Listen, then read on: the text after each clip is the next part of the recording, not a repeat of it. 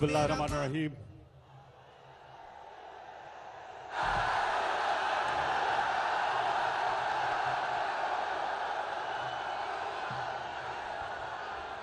इय्याका नअबुदु व इय्याका नस्तईन।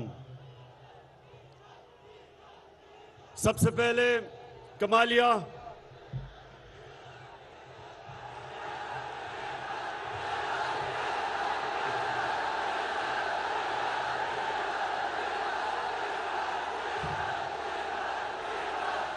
कमालिया में भी डीजल सस्ता हो गया है। बड़ा पैसा खर्च किया हमने डीजल और पेट्रोल को सस्ता करना। तो मैं सबसे पहले जनाब रियाज फतेहाना साहब आपको आज खराज तहसीन पेश करता हूं।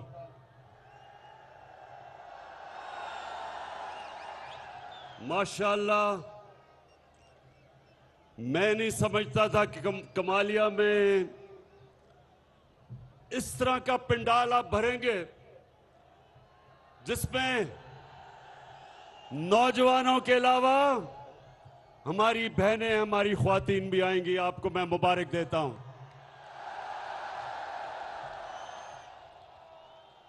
मैं अपने सारे मेंबर पार्लियामेंट, प्रोविंशियल और नेशनल असेंबली के, मैं अपने चीफ मिनिस्टर उस्मान बुज़दार आपको, गवर्नर साहब, चौधरी सरवर आपको और मेरे जितने भी मोअज़्ज़ज़ मेहमान हैं, मैं सबको आज मुबारक देता हूं इस बड़े बड़े बड़े जलसे पे। अच्छा, मैं आज अपनी आपसे जो बातचीत है वो शुरू करता हूं शुक्रिया अदा करने के लिए। किसका शुक्रिया अदा करने के लिए? सबसे पहले आसिफ जरदारी, आपका शुक्रिया।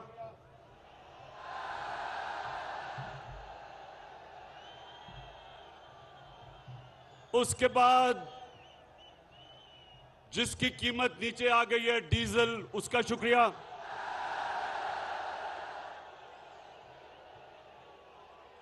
लेकिन सबसे ज्यादा मैं शुक्रिया अदा करना चाहता हूं जो पाकिस्तान का जूते पॉलिश करने वाला एक्सपर्ट, जूता देखता है तो पॉलिश शुरू कर देता है, वो है मकसूद चपड़ासी वाला शहबाज शरीफ। मैं इन तीन का आज इसलिए शुक्रिया अदा करता हूं कि इन्होंने, इनकी शक्लें देख के लोगों को इतना खौफ आया कि ये फिर से वापस ना आ जाएं कि अल्लाह ने सारों के दिल मेरी तरफ मोड़ दिए। मैं आपका बहुत बहुत शुक्रिया अदा करता हूं। वो लोग हमारी पार्टी में जो 10 साल से सो गए थे, वो लोग जो तहरीक इंसाफ से दूर हो गए थे, वो ये थ्री स्टूजेस की शक्लें देख के सब वापस आ गए हैं। बहुत बहुत शुक्रिया आपका।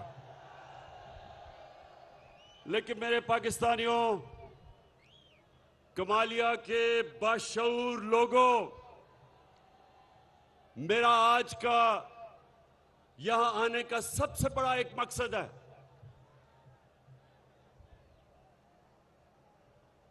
मैंने, नौजवानों, आप जरा मेरी बात गौर से आपने सुननी है कि मेरी जितनी उम्र है सारी दुनिया फिरा हूं मैं। कोई दुनिया का शायद ही मुल्क है जो मैं नहीं देखा। बरतानिया का जो सारा निजाम, उनकी जमहूरियत, उनका सारा एडमिनिस्ट्रेटिव सिस्टम, उस कौम का किरदार मैंने बड़े गौर से अंदर से देखा है। शायद ही पाकिस्तान में, बल्कि कोई पाकिस्तान में सियासतदान है ही नहीं ऐसा जो इतना, जिसका गौर से और अंदरूनी मुताला बरतानिया के सिस्टम का जो मेरा है। तो मैं जो आपको नौजवानों, क्योंकि नौजवान आप इस मुल्क का मुस्तकबिल है, तो जो मैं आपको पैगाम देना चाहता हूं वो ये कि जब तक एक कौम अच्छे की और बुरे की तमीज नहीं करती, वो कौम मर जाती है। मौलाना रूमी से किसी ने पूछा, अच्छे की और बुरे की तमीज नहीं करती, वो कौम मर जाती है। मौलाना रूमी से किसी ने पूछा कि मौलाना साहब एक कौम कैसे मरती है, तो मौलाना रूमी ने कहा कि दो दरख्तों की मिसाल दी, एक बहुत खूबसूरत दरख्त खुशबूदार और एक बड़ा बदसूरत दरख्त। कहता इन दोनों दरख्तों के अंदर जब एक कौम फर्क करना खत्म हो जाता है, यानी कि अच्छे और बुरे की कौम तमीज खत्म करती है, मर जाती है। जो वो माशरा मैंने अंदर से देखा है, नौजवानों, जो माशरा मैंने देखा है, अल्लाह का हुक्म है कुरान में, बार बार अल्लाह ने हुक्म दिया कुरान में, अमर बिल मारूफ। उसका हुक्म यह है कौम को, हुकूमत को नहीं। हुकूमत को उसने कहा कि कानून की बालादस्ती कायम करो, इंसाफ दो, फलाई रियासत बनाओ, इंसानियत का निजाम लेके आओ, जो आपका कमजोर तबका उसकी मदद करो। लेकिन अवाम को अल्लाह ने हुक्म दिया है कि तुम अच्छाई के साथ खड़े हो और बुराई के खिलाफ जहाद लड़ो। अल्लाह ने इंसानों को ये सुने नौजवानों, जब आप अच्छाई देखते हैं, बुराई देखते हैं माशरे में,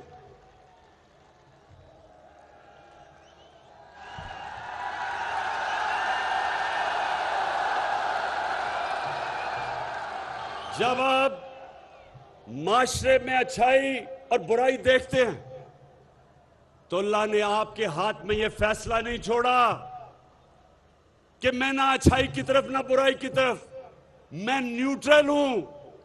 न्यूट्रल का उसने फैसला इंसान को नहीं दिया, या आप इधर हैं या उधर हैं। जब आप ये देखते हैं कि इस मुल्क के वो सबसे बड़े चोर जो 30 साल से इस मुल्क को लूट रहे हैं, जिनके ऊपर नैब में केसेस हैं, जिसमें से एक का नाम ले तो लोग डीजल डीजल क्यों शोर मचाते हैं।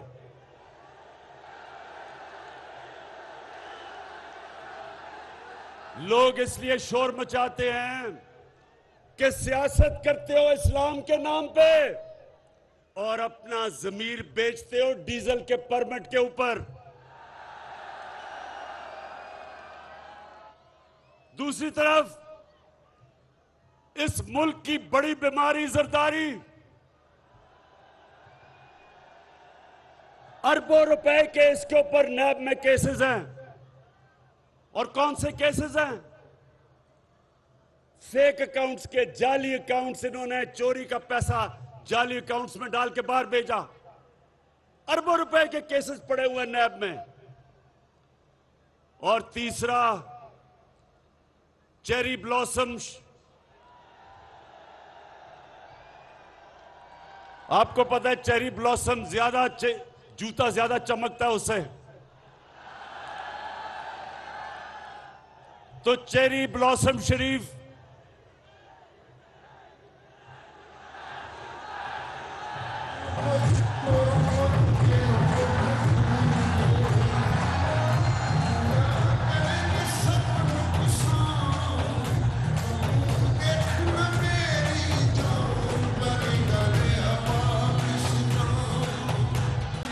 तो नौजवानों, अब शहबाज शरीफ का सुन लो। एक दिन पता चलता है कि इसका चपड़ासी, जिसका नाम मकसूद था, उसके बैंक में सिर्फ 375 करोड़ रुपया आ जाता है और सारे नौकरों के बैंकों में 1600 करोड़ रुपया आ जाता है। अब इसका केस लगा हुआ है, इसके केस का फैसला होना है। अभी तक बचता रहा है। कभी कमर में दर्द हो जाती है, कभी वकील नहीं आता, कभी जज को टाइम ले लेता है। इसको भी पता है कि इसका टाइम आने वाला है। इसको पता है कि अगर ये इमरान खान और थोड़ी देर चल गया तो शहबाज शरीफ ने जेल में जाना है। और फिर एक चौथा फनकार है। चौथा फनकार वो है, कौन है वो चौथा फनकार?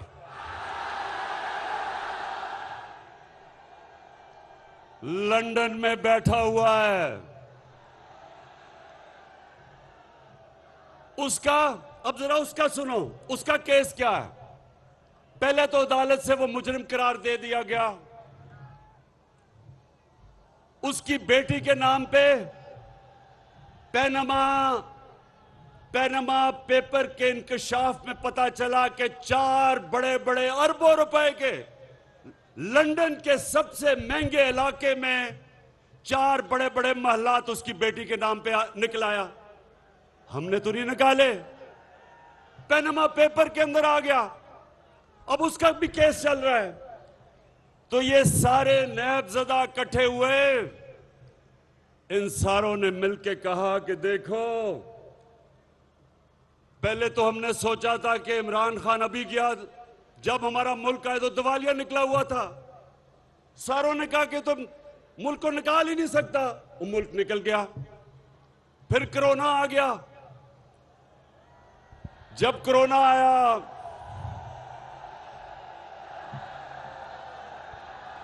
कमालिया, माशाल्लाह, बड़ा शऊर है आप में नौजवानों, बड़ा शऊर है। शहबाज शरीफ उस वक्त लंदन में बैठा हुआ था। बेटे को इसने बाहर भिजवा दिया था, दामाद को बाहर भिजवा दिया था, नवाज शरीफ के बेटे बाहर बैठे थे, इसहाक डार बाहर बैठा था, उनके बेटे बाहर बैठे थे, सब लंदन में बैठे थे। इस तरह लगता है कि ये ग्वाल मंडी में नहीं पैदा हुए, ये सारे लंदन में मलकाए क्वीन उसके घर में पैदा हुए हैं सारे। ये इसहाक डार माशाल्लाह बड़े मेहनत कश थे। उनके वालिद साइकिलों की दुकान थी। आज अगर आप उसका रहन सहन देखें और उसके बच्चों का, तो आपको पता चलेगा कि कितना पैसा इस मुल्क का ये लूट के बाहर लेके गए हैं। तो ये सारे इन्होंने मिलकर फैसला किया कि एक ही तरीका है, इमरान खान की हुकूमत गिराओ, इक्तदार में आओ, और सबसे पहला काम ये क्या करेंगे? क्या बैठे हैं, क्या काम करेंगे? नैब को खत्म करेंगे, अपने करप्शन केस खत्म करेंगे। पहले उन्होंने पूरी कोशिश की कि इमरान खान इनको एनआरओ दे देगा। मुशर्रफ ने इनको एनआरओ दे दिया। जितनी इन्होंने पहले जितनी करप्शन की थी वो सब माफ हो गई। इन्होंने फिर से आए 10 साल दोनों हाथों से मुल्क को लूटा। केस इनके तब बने और जोर इमरान खान पे लगा रहे हैं कि अगर आपने हमें करप्शन केस माफ ना किए तो हम आपकी हुकूमत ही चलने देंगे। मैं बार बार ये 3 चूहों को पैगाम दे रहा हूं कि हुकूमत जानी तो मामूली चीज है, थ्री स्टूजेस, चूहे तो बड़ी चूहो,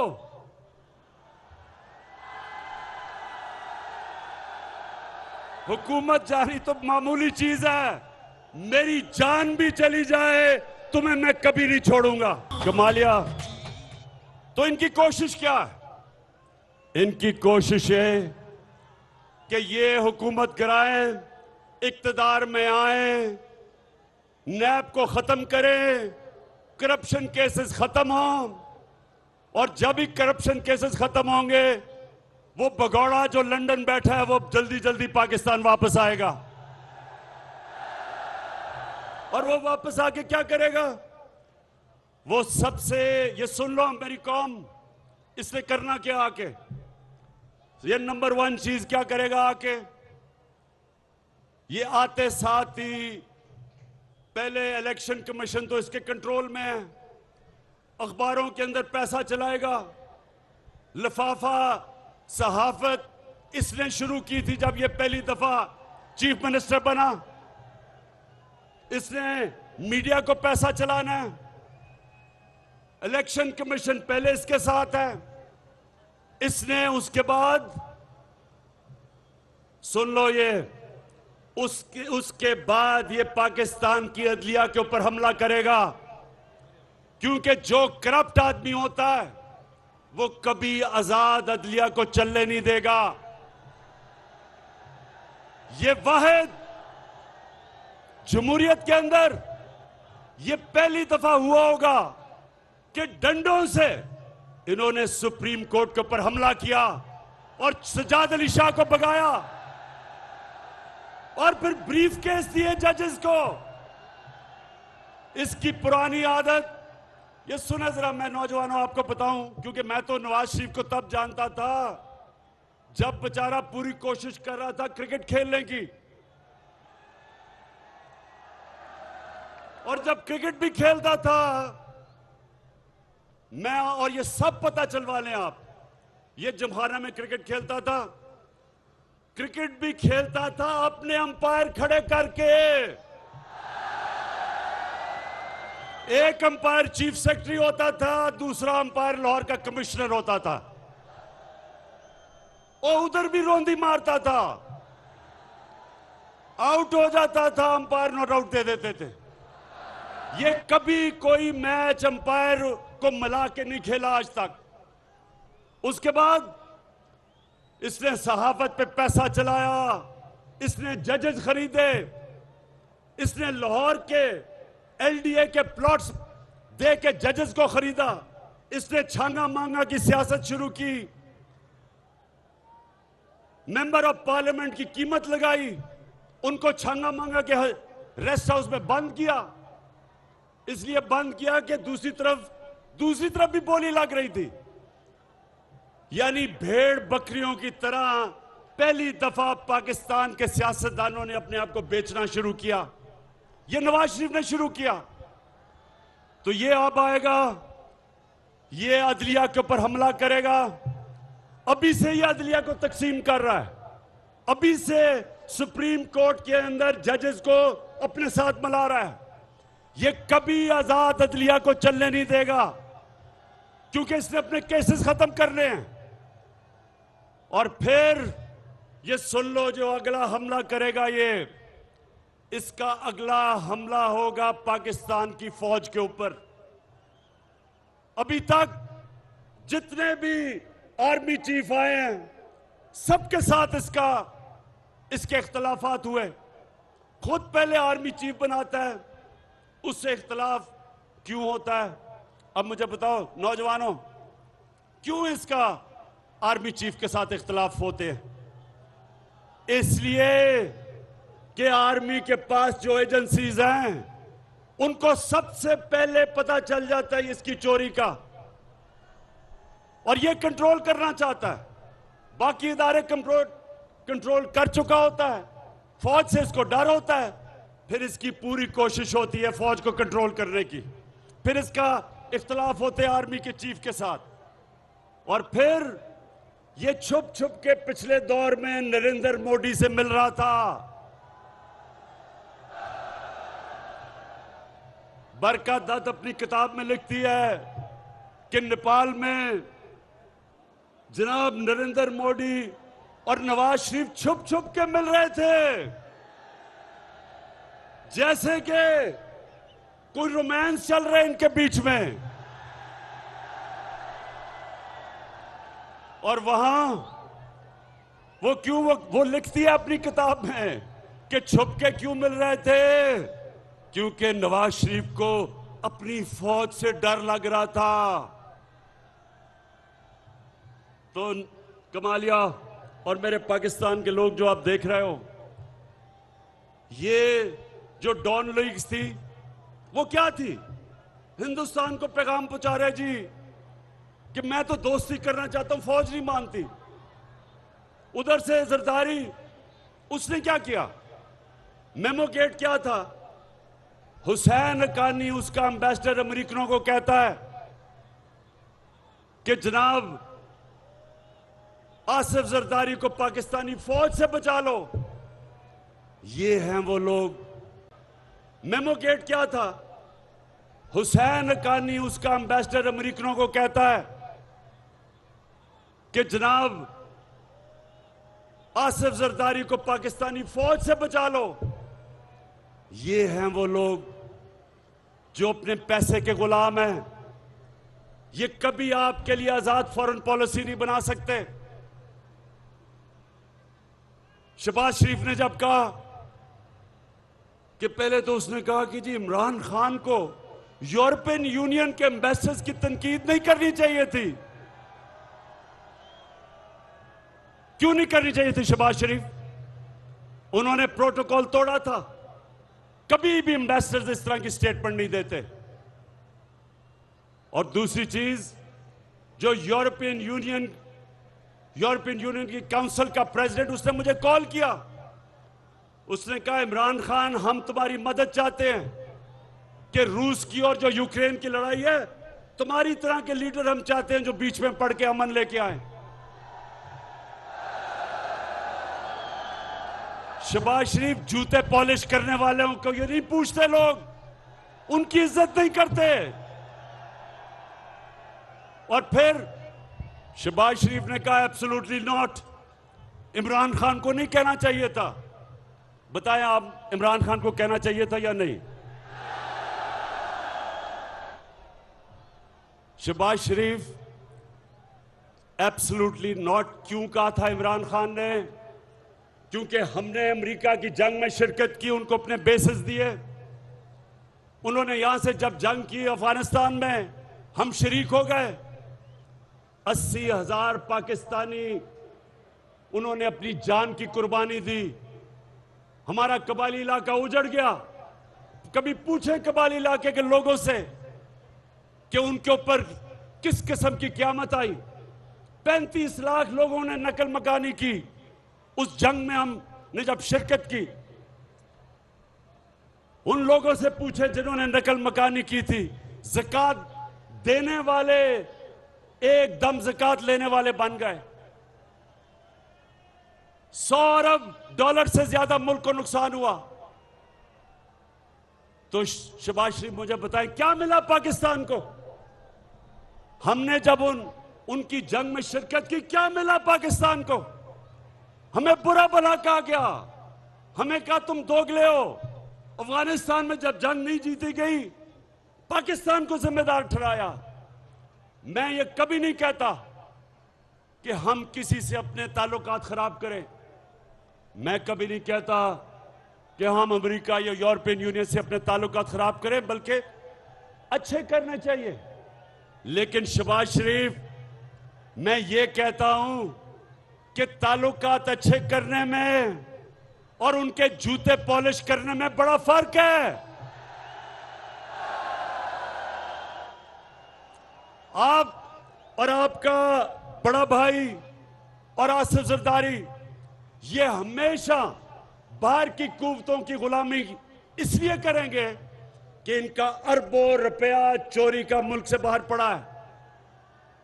जिन लोगों का चोरी का पैसा ऑफशोर अकाउंट्स में पड़ा है, बड़े बड़े बाहर की जायदादों में, लंदन में, बाहर के मुल्कों में पड़ा है। वो कभी इस मुल्क की फॉरेन पॉलिसी को एक आजाद फॉरेन पॉलिसी नहीं बनने देंगे। अपनी चोरी किए हुए पैसे की गुलामी करेंगे। इसलिए मेरे पाकिस्तानियों, ये याद रखो, कभी उस पार्टी को वोट ना दो जिस पार्टी के सरबराह का पैसा मुल्क से बाहर पड़ा है। वो कभी इस मुल्क की फॉरेन पॉलिसी को आजाद नहीं होने देगा। पाकिस्तान में आज देख रहे हैं, मैं आज कल आपको परेड ग्राउंड इस्लामाबाद में देखना चाहता हूं, अमर बिल मारूफ के ऊपर खड़े होने के लिए। पाकिस्तान पाइंदाबाद।